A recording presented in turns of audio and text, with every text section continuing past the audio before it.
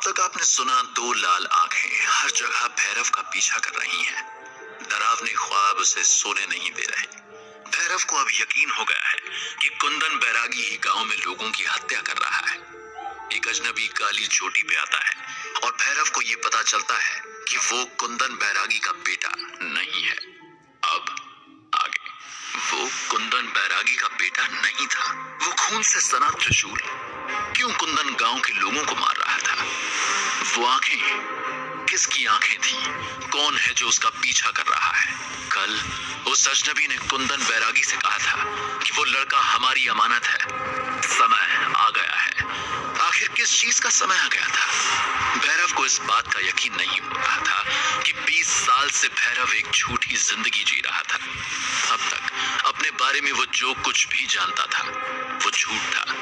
अब उसके सब समझ में आ रहा था। कुंदन बैरागी की उसको लेकर लापरवाही, उसका रूखापन, उसका कभी भी भैरव के सर पर प्यार से हाथ ना रखना, सब कुछ भैरव की समझ में आ रहा था। उसे अब तक लगता था कि शायद कुंदन बैरागी ऐसा ही है, पर नहीं, वो उसके लिए ऐसा इसलिए था क्योंकि भैरव उसकी नाजायज औलाद था। और शायद हर बार भैरव को देखकर कुंदन बैरागी को गौरी की बेवफाई याद आती थी। भैरव का दिमाग काम करना बंद कर चुका था। रात को रोज की तरह जब नंदी को सुलाकर भैरव अपने बिस्तर पर लेटा तो उसने देखा कि कुंदन बैरागी कुटिया में इर्द गिर्द आग जलाकर जंगल की तरफ बढ़ गया। भैरव उस रात कुंदन बैरागी के पीछे कुटिया से निकला। उसे यकीन था कि रात के अंधेरे में ही उसके सारे सवालों के जवाब मिल सकते हैं। उसे हर हाल में सच जानना था। भैरव बैरागी से उतनी दूरी पर चल रहा था जहां उसके पैरों की आहट बैरागी के तेज कानों तक ना पहुंचे, पर बैरागी का ध्यान पूरी तरह से कहीं और था। वो तेजी से गांव के पीछे वाले रास्ते की तरफ बढ़ रहा था। नदी और पास आ रही थी। भैरव का शक अब यकीन में बदल रहा था। गांव में जितनी मौतें हुई थी, सबकी लाशें नदी के पास इस हिस्से में ही मिलती थी। नदी पर पहुंचते ही बैरागी ने कुछ लकड़ियां इकट्ठा की और कमर से बंधे झोले में से माचिस निकाल कर आग जलाई। त्रिशूल जमीन पर गाड़ा और उसी के बगल में ठीक आग के सामने बैठकर कुछ बुदबुदाने लगा।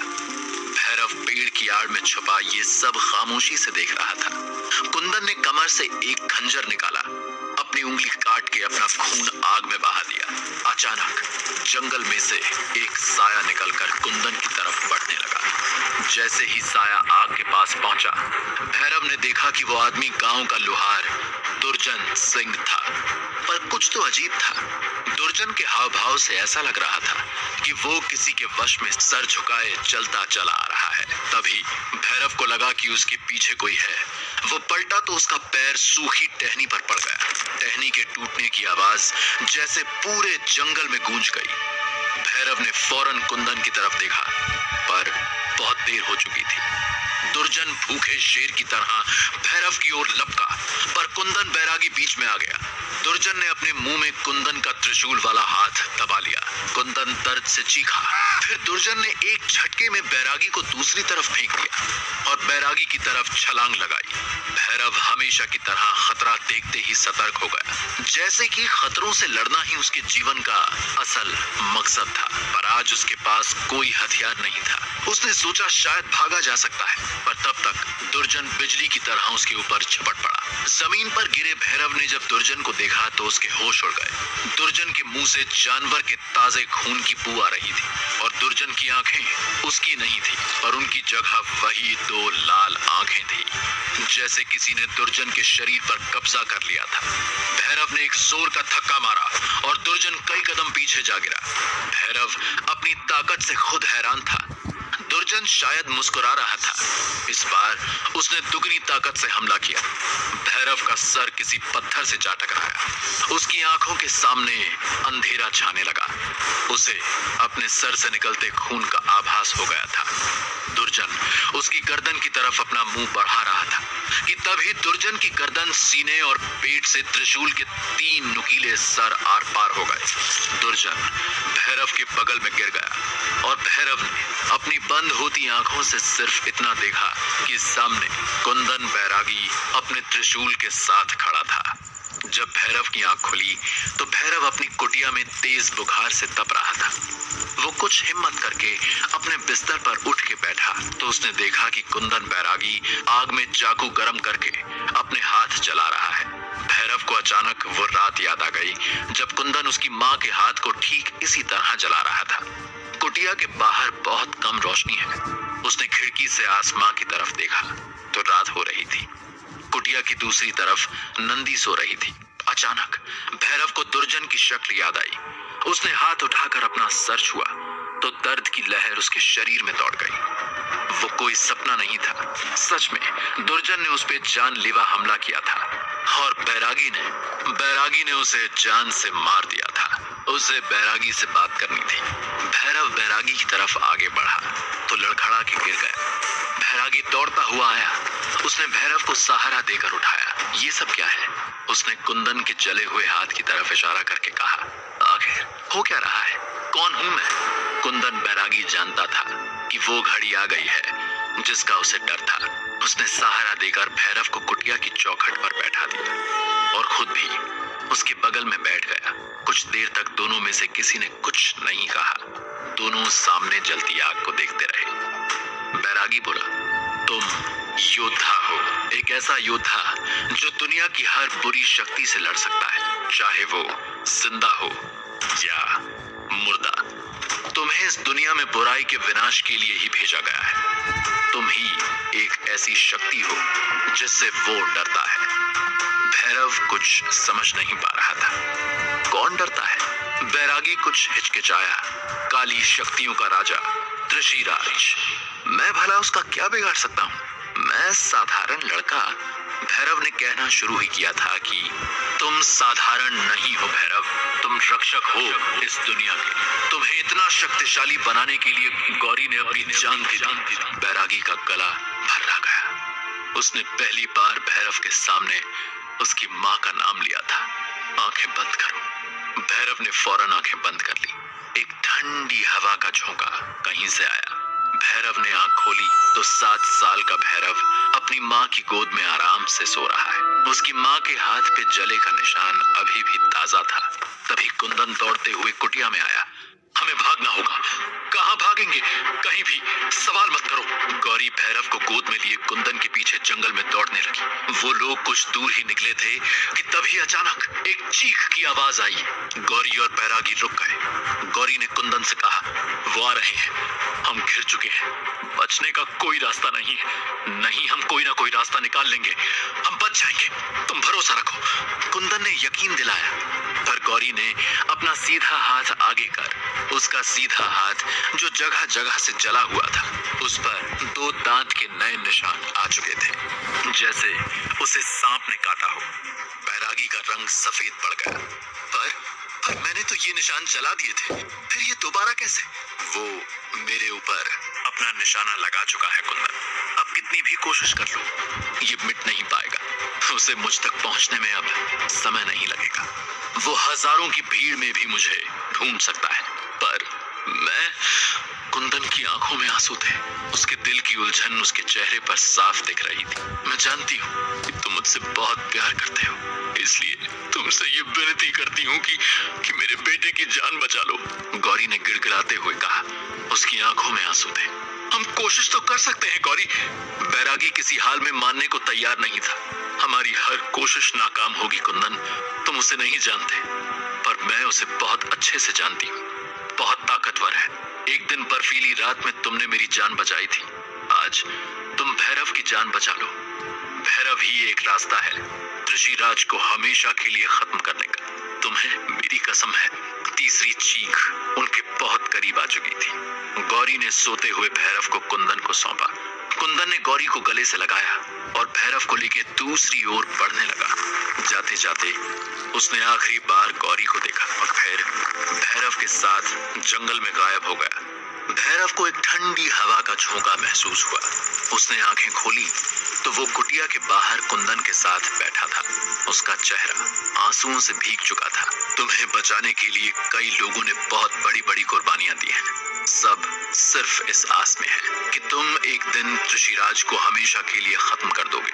मैं जानता हूँ कि ये सब सुनना और समझना तुम्हारे लिए मुश्किल है, पर धीरे धीरे तुम सब समझ जाओगे। भैरव के सर पर जैसे कोई हथौड़े मार रहा था। वो मन ही मन सोच रहा था कि काश ये भी एक बुरा सपना हो, काश ये सब कुछ जो वो सुन रहा है सच ना हो। कि तभी जंगल से वैसी ही एक चीख आई जो गौरी और कुंदन ने कई साल पहले जंगल में सुनी थी। बैरागी घबरा कर उठ खड़ा हुआ। वो आ रहे हैं। बैरागी बड़बड़ाया, कौन आ रहा है? भैरव ने कमजोर आवाज में पूछा। ऋषिराज के प्रेतों की फौज, तुम्हें यहाँ से निकलना होगा। कुंदन बैरागी ने कमर में बंधा एक झोला भैरव को पकड़ाते हुए कहा। कहाँ निकलना होगा बाबा? वो मुझे यहाँ कैसे ढूंढ सकते हैं? भैरव ने परेशान होते हुए कहा। कुंदन कुछ देर ठहर गया और भैरव के मासूम चेहरे को देखने लगा। कुंदन ने चुपचाप अपना हाथ आगे कर दिया। उसके हाथ पर भी सांप के काटने के 2 निशान बने थे। ऋषिराज कई दिन से तुमको ढूंढने के लिए प्रेतों का इस्तेमाल कर रहा है, पर मैं उन्हें मार देता था। पर कल दुर्जन का मंत्र टूटा तो उसने मुझे और तुम्हें दोनों को देख लिया। पर वो तुम्हारे ऊपर अपना निशान नहीं लगा सकता है। तुम्हारी माँ ने अपने प्यार का कवच तुम्हें दे रखा है। वो सिर्फ तुम्हारे आसपास के लोगों को ही निशाना बना के तुम तक पहुंचने की कोशिश कर सकता है। कुंदन ने कुछ देर उसकी शक्ल देखी। इसलिए मैंने इतने सालों से तुमसे दूरी बनाए रखी थी, क्योंकि तुम्हारे करीब आने का मतलब है ऋषिराज का तुम तक पहुंचने का रास्ता आसान करना। तब तक जंगल से दूसरी चीख की आवाज आई। इस बार वो काफी करीब से आई थी। बैरागी उसे खींच के तैयार घोड़े की तरफ ले जाने लगा। बाबा, मैं कहाँ जाऊंगा? कहीं भी जाओ, कुछ भी करो, बस अपनी असलियत किसी को मत बताना। और हाँ, एक बात याद रखना भैरव, अपनी सूझबूझ से छल और सच के बीच फर्क करना सीखो। ऋषिराज इतना ताकतवर है कि वो तुम्हारी कमजोरियों को तुम्हारे खिलाफ इस्तेमाल करके तुमसे कुछ भी करवा सकता है। इसलिए सावधान रहना। जितनी काली शक्तियों का तुम नाश करते हो, उतना ही ऋषिराज कमजोर होगा। अपने दिल पर भरोसा करना, वो तुम्हें हमेशा सही राह बताएगा। अब जाओ यहाँ से। कुंदन भैरव को घोड़े की तरफ धक्का देने लगा कि तभी अचानक भैरव को कुछ याद आया और वो कुटिया की तरफ भागा। और कुछ देर बाद नंदी को पीठ पे एक धोती से बांधे हुए बाहर निकला। कुंदन ने उसे रोका नहीं। मैंने नंदी को एक जड़ी बूटी पिला दी है, उसे सुबह तक होश नहीं आएगा। कुंदन ने उन दोनों को देखते हुए कहा। शायद उसकी आंखों में आंसू थे। झोले में रास्ते के लिए जरूरत का कुछ सामान है। कुछ रुक के कुंदन ने अपनी कमर से एक खंजर निकाला, फिर बोला, ये तुम्हारी माँ ने तुम्हारे लिए दिया था। तुम्हें हर हाल में जिंदा रहना है। अब निकलो और पीछे मुड़ के मत देखना। भैरव अब उसकी कोई बात नहीं सुनना चाहता था। भैरव के कुछ भी समझ में नहीं आ रहा था, पर कुंदन का लहजा दोबारा सख्त हो चुका था। भैरव को पता था कि कुंदन अब उसकी कोई बात नहीं सुनना चाहता था। कुंदन ने भैरव को घोड़े पे चढ़ाया और एक धोती से इस तरह बांधा कि वो घोड़े से गिर ना सके। वो जानता था कि भैरव बुखार में तप रहा है, बेहोश होने की पूरी संभावना थी। भैरव अब तक अपने सोचने समझने की ताकत खो चुका था। बैरागी ने शायद उसके सर पर हाथ रखा और घोड़ा हवा से बातें करने लगा। कुंदन बैरागी ने उसे मुड़कर देखने से मना किया था, पर फिर छींक की आवाज पे वो पलट गया। दूर होती कुटिया में चारों तरफ जलती आग के बीच बैरागी अपने त्रिशूल के साथ खड़ा था और एकदम से सब कुछ लाल धुएं से ढक गया और भैरव घोड़े की पीठ पर नंदी को लिए हुए बेहोश हो गया। भैरव अब कहाँ जाएगा? आखिर भैरव ही क्यों? क्या वो ऋषिराज के चंगुल से बच पाएगा? क्या भैरव अतीत और आज के बीच, सही और गलत के बीच, अपनों और गैरों के बीच बने इस माया जाल में अपना रास्ता ढूंढ पाएगा, या खुद भी वक्त का शिकार होकर इसमें हमेशा के लिए फंस जाएगा? जानने के लिए सुनते रहिए पॉकेट एफएम।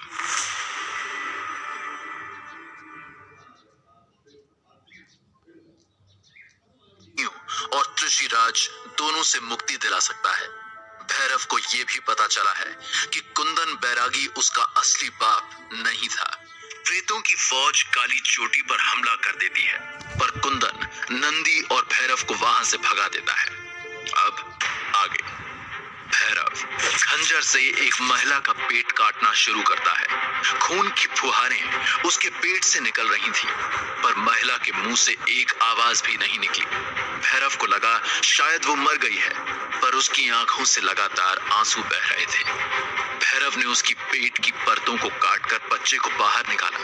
महिला ने बच्चे को देखा और मुस्कुराने की कोशिश की। उसके मुंह से खुरदरी आवाज में निकला, लड़की। इधर उस बच्चे ने अपनी पहली चीख मारी और उधर महिला ने हमेशा के लिए आंखें बंद कर दी। भैरव राख के ढेर पर खून से लथपथ एक नवजात बच्चे को लिए खड़ा था। पानी की एक बौछार भैरव के मुंह पर पड़ी। उसने आंखें खोल दी। एक और सपना, भैरव ने मन में सोचा। उसने देखा तो उसके मुंह के ठीक ऊपर नंदी मुंह में पानी भरे बैठी थी।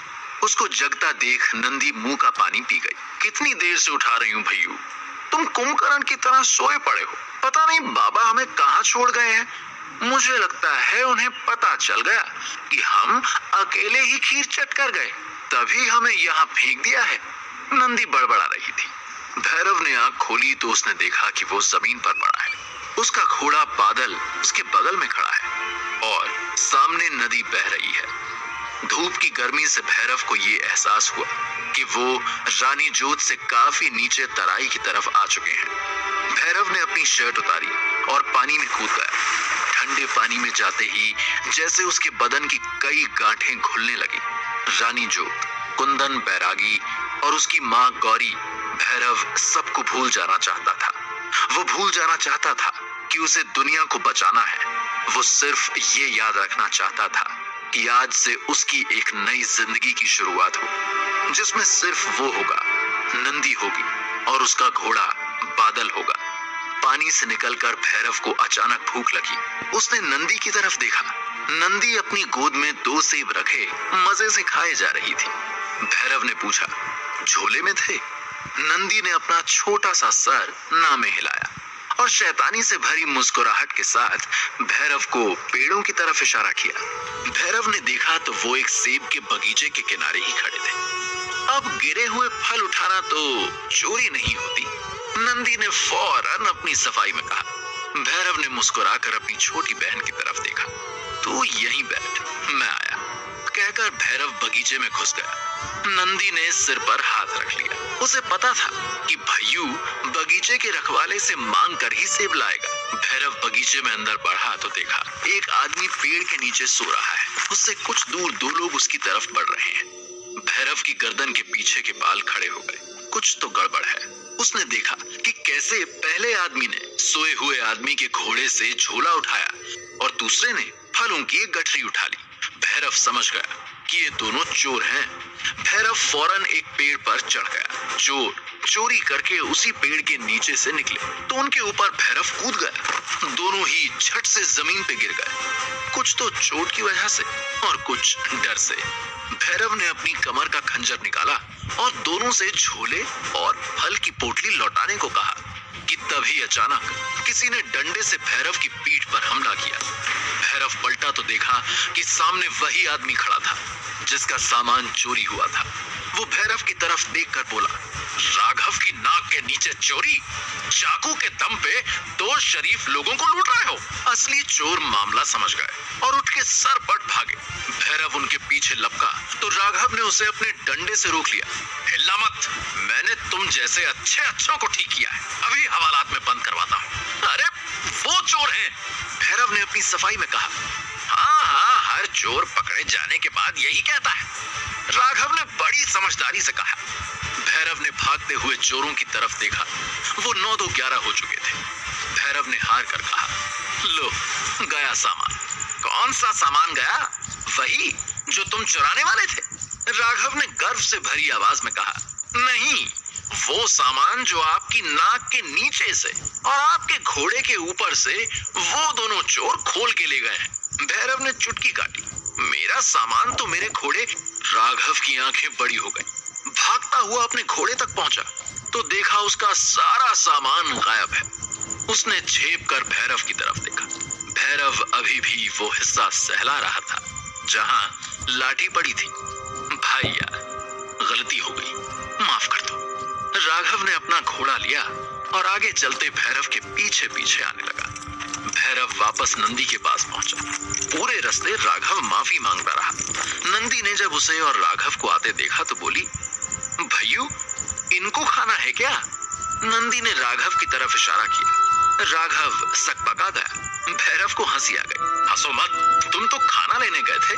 इतना सुन के राघव की जान में जान आई। उसने झट से अपनी जेब में से कागज की लिपटी घी लगी रोटी नंदी के सामने रख दी। नंदी ने भैरव से आंखों ही आंखों में खाने की इजाजत मांगी। भैरव ने दे दी। तीनों लोगों ने वहीं नदी किनारे बैठ के रोटी खाई। मुझे तो बिलासपुर पहुंचना है, यहाँ से कुछ 40-50 मील दूर है। राघव ने बिना पूछे बताया। बिलासपुर में घर है? भैरव ने पूछा। नहीं, घर तो नहीं है, बस काम ऐसा है कि जहां से बुलावा आता है वहां को चल देते हैं। क्या काम करते हो? छानबीन, राघव ने हंसते हुए कहा। जब भी कोई टेढ़ा मामला आता है तो लोग मुझे बुलाते हैं गुत्थी सुलझाने के लिए। राघव गर्व से बोला। मतलब जासूस हो? भैरव ने सीधा बोला। ओहो, पूरा स्वाद खराब कर दिया। ये शब्द मेरी कला को गाली है। कुछ भी कह लो, जासूस न कहना। भैरव हंसने लगा। राघव ने बात बदलते हुए पूछा, और तुम? यही पास के गांव से। घर में आग लग गई और सब कुछ जल के राख हो गया। बस मैं और मेरी छोटी बहन ही बचे हैं। भैरव ने लगभग सब सच ही बताया और दूर खड़ी नंदी को देखने लगा। नंदी शायद दोनों घोड़ों में दोस्ती कराने की कोशिश कर रही थी। तो इसका मतलब ये कि न रहने का कोई ठिकाना है और न ही कमाने का। राघव ने एक लाइन में भैरव का हाल समझने की कोशिश की। ऐसा ही समझ लो, भैरव ने कुछ सोचते हुए कहा। सच तो ये था कि राघव की बात ने उसे ये सोचने पर मजबूर कर दिया था कि वो नंदी को कुटिया से उठा तो लाया, अब कहाँ रखेगा और क्या खिलाएगा। देखो दोस्त, तुमने राघव की मदद की, मेरा सामान चोरी होने से बचाया। वो बात अलग है कि मैंने ही थोड़ी ज्यादा समझदारी दिखाने के चक्कर में अपना ही नुकसान कर लिया। पर एहसान तो तुम्हारा है और राघव किसी का एहसान नहीं रखता। इसलिए तुम्हारे रहने और खाने का इंतजाम मैं बिलासपुर में करा दूंगा। भैरव मदद लेने में थोड़ा हिचकिचाया, शायद इसलिए क्योंकि बचपन से लेकर अब तक कभी किसी ने उसकी मदद नहीं की थी। उसे हिचकिचाता देख राघव बोला, पहाड़ों की एक कहावत है, जैसे लाठी मारे पानी ना फूटे, वैसे साथ खाई रोटी की दोस्ती ना टूटे। और अब तो हम दोस्त हैं और दोस्त ही एक दूसरे के काम आते हैं। भैरव का पहला दोस्त। भैरव को राघव सच्चे मन का भोला इंसान लगा और उसके पास कोई दूसरा रास्ता भी न था। भैरव मान गया और दोनों दोस्त नंदी को साथ लिए बिलासपुर की तरफ चल दिए। दिन भर चढ़ाई के बाद सूरज डूबते डूबते भैरव और उसके साथ बिलासपुर के जंगल के बाहर पहुंच गए। भैरव की गर्दन के बाल एक बार फिर सतर्क हुए। हर गड़बड़ी से पहले भैरव का दिल उसे जैसे बता देता था कि आगे खतरा है। राघव ने घोड़ी घुमाई और जंगल के साथ साथ चलने लगा। अरे, पर बिलासपुर तो जंगल के उस पार है ना? भैरव ने पूछा। हाँ है तो वही। तो इधर कहाँ जा रहे? राघव ने नंदी को देखा और बात बदलते हुए कहा, अरे एक पुराना दोस्त है उमेश, उसी से मिलने जा रहे हैं। वैसे भी अब अंधेरा हो रहा है, रात यहीं रुकेंगे, सुबह बिलासपुर निकलेंगे। भैरव समझ गया कि कुछ है जिसकी वजह से राघव इस वक्त जंगल में नहीं जाना चाहता।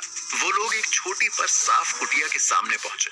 अंदर से एक आदमी निकला, जैसे उनके आने का ही इंतजार कर रहा था। आइए आइए महाराज, कैसे हैं? उसने घोड़े से उतरते हुए राघव को गले लगाते हुए कहा। फिर भैरव को और नंदी की तरफ शक की नजरों से देखा। राघव ने तुरंत बात संभाली। अरे ये मेरा दोस्त है भैरव और उसकी छोटी बहन नंदी। नंदी ने फौरन हाथ जोड़ के नमस्ते किया और प्यारी सी मुस्कान दी। घर के अंदर से गरम रोटी और मक्खन की महक उसकी नाक तक पहुंच गई थी। तभी अंदर से एक सुंदर सी महिला निकली। राघव ने फौरन मिलवाया और इनसे मिलो, ये हैं सुधा भाभी और इनके पास है हमारे मित्र उमेश की चाबी। सब हंस पड़े। सुधा के पेट के उभार से भैरव समझ गया कि वो मां बनने वाली थी। भैरव को अपना सपना याद आया, राख के ढेर पर खून से लथपथ बच्चा। भैरव कांप उठा। महिला ने उसकी तरफ देखा और कहा, अब सारी बातें यहीं बाहर ठंड में करेंगे कि मेहमानों को अंदर भी लेके आएंगे? देखो तो बेचारे ठंड से कांप रहे हैं। उसने नंदी का हाथ पकड़ा और उसके कान में कुछ कहा। नंदी खिलखिला के हंस दी। सब अंदर चले गए। पेट भर खाना खा के सब अपने बिस्तर पर लेट गए। नंदी सुधा के साथ लेटी। उसके हंसने की आवाजें बाहर कमरे तक आ रही थी। भैरव को पहली बार एहसास हुआ कि एक भरा पूरा घर शायद ऐसा ही होता होगा। कई दिनों में पहली बार भैरव आराम से सो गया। सुबह उठ के भैरव, राघव और नंदी बिलासपुर के लिए निकल गए। रास्ते के लिए सुधा ने ढेर सारी चीजें बांध दी थी। सुधा और उमेश तब तक कुटिया के बाहर खड़े रहे जब तक भैरव और राघव आंखों से ओझल नहीं हो गए। कुछ दूर पहुंच के भैरव को एहसास हुआ कि नंदी आज बहुत चुप थी। उसे लगा शायद सुधा से अलग होने का दुख है। उसने कहा, अरे हम फिर आएंगे सुधा से मिलने। नहीं, अब हम यहाँ नहीं आएंगे, नंदी ने झट से जवाब दिया। भैरव हैरान हो गया। राघव आगे कोई धुन गुनगुनाता हुआ जा रहा था। क्या बात है मंत्री जी, कुछ हुआ क्या? भैरव ने फिक्र से पूछा। नंदी कुछ देर चुप रही, फिर बोली, भैयू उस कुटिया में मैंने कुछ देखा। मैंने कल रात खिड़की पे 2 लाल आंखें देखी। भैरव का खून जम गया। वो बहुत डरावनी थी भैयू, अब हम वहां कभी नहीं जाएंगे, ठीक है? भैरव को कुंदन की बात याद आई। वो तुम पर निशान नहीं बना सकता, तुम्हारे आसपास के लोगों से ही तुम तक पहुंच सकता है। भैरव पागलों की तरह नंदी के हाथ पर देखने लगा। उसे यकीन था कि नंदी पर उसे वो निशान दिख जाएगा, पर निशान कहीं नहीं था। भैरव ने अपनी कमर पर हाथ डाला। वो चाकू जो कुंदन ने उसे दिया था, वो तो सुधा और उमेश की कुटिया में ही भूल आया था। राघव अपनी घोड़ी से उतर आया था। क्या हुआ, कुछ भूल गए क्या? इतने परेशान क्यों दिख रहे हो? यार सामान भूल गया, मुझे वापस जाना पड़ेगा। नंदी की आंखें डर से बड़ी हो गई। भैरव ने कुछ देर सोचा और राघव से कहा, तुम नंदी को लेकर गांव पहुंचो, मैं तुम्हें वहीं मिलूंगा। भैरव जब कुटिया के पास पहुंचा तो एक बार फिर उसे एहसास हो गया कि कुछ बहुत गलत हो गया है। जब भैरव वहां पहुंचा तो देखा कि अभी सुबह जहां एक सुंदर सा घर था, अब वहां एक राख का ढेर है। पूरी कुटिया जल के राख हो चुकी है। भैरव घोड़े से उतरा। उसका दिमाग खाली हो चुका था। दरवाजे के पास उमेश की जली हुई लाश मिली। भैरव की आंखों में आंसू आ गए। उसने चारों तरफ नजर दौड़ाई, सब बर्बाद हो गया था। तभी किसी के दर्द में कराहने की आवाज उसके कानों में पड़ी। वो आवाज की तरफ भागा तो सामने खून से लथपथ सुधा पड़ी थी। उसका जिस्म जगह जगह पर नुचा था। उसके तन पे एक भी कपड़ा नहीं था। भैरव सोचना भी नहीं चाहता था कि उसके साथ क्या हुआ होगा। भैरव ने गले का गमछा निकाल के सुधा के जिस्म पर डाल दिया। सुधा अपनी आखिरी सांसें गिन रही थी। उसने भैरव को लोहे के संदूक की तरफ इशारा किया। भैरव ने संदूक खोला तो सामने उसका चाकू रखा था। भैरव के आंसू अब बहने लगे। उसके मुंह से बस इतना ही निकला, किसने? पता ना, नहीं, पर वो इंसान नहीं थे, कुछ ढूंढ रहे थे। जब मैंने नहीं बताया तो भैरव उसे घोड़े तक ले जाने के लिए कोई कपड़ा ढूंढ रहा था। कोई फायदा नहीं है, अब बचूंगी नहीं। हाँ, पर एक एहसान कर दो, मेरे बच्चे को बचा लो। भैरव ने उसके पेट की तरफ देखा, फिर सुधा की तरफ। सुधा उसके हाथ में चाकू को देख रही थी। नहीं, पागल मत बनो। किसी तरह अगर तुम्हें गांव तक ले जाऊं तो तुम और बच्चा दोनों बच जाओगे। तुम जानते हो ये मुमकिन नहीं है भैरव, बस मेरे बच्चे को बचा लो, वरना वो भी मेरे साथ ही दम तोड़ देगा। भैरव जानता था कि सुधा को बचाना मुश्किल है, पर वो उसका पेट काट के बच्चा कैसे निकाल सकता था? सुधा के मुंह से खून आ गया। समय नहीं है भैरव, मैं और नहीं लड़ सकती, जल्दी करो। भैरव ने खंजर से सुधा का पेट काटना शुरू किया। खून की फुहारें सुधा के पेट से निकल रही थी, पर सुधा के मुंह से एक आवाज भी नहीं निकली। भैरव को लगा शायद वो मर गई है, और उसकी आंखों से लगातार आंसू बह रहे थे। भैरव ने उसकी पेट की परतों को काटकर बच्चे को बाहर निकाला। सुधा ने बच्चे को देखा और मुस्कुराने की कोशिश की। उसके मुंह से खुरदरी आवाज में निकला, लड़की। इधर उस बच्चे ने अपनी पहली चीख मारी और उधर सुधा ने हमेशा के लिए आंखें बंद कर ली। भैरव राख के ढेर पर खून से लथपथ एक नवजात बच्चे को लिए खड़ा था। किसने किया उमेश और सुधा का ये हाल? क्या ऋषिराज और उसकी फौज भैरव के पीछे यहाँ तक आ पहुंची थी? नंदी को वो दो लाल आंखें क्यों दिखी? क्या नंदी भी ऋषिराज का शिकार हो जाएगी? जानने के लिए सुनते रहिए पॉकेट एफएम।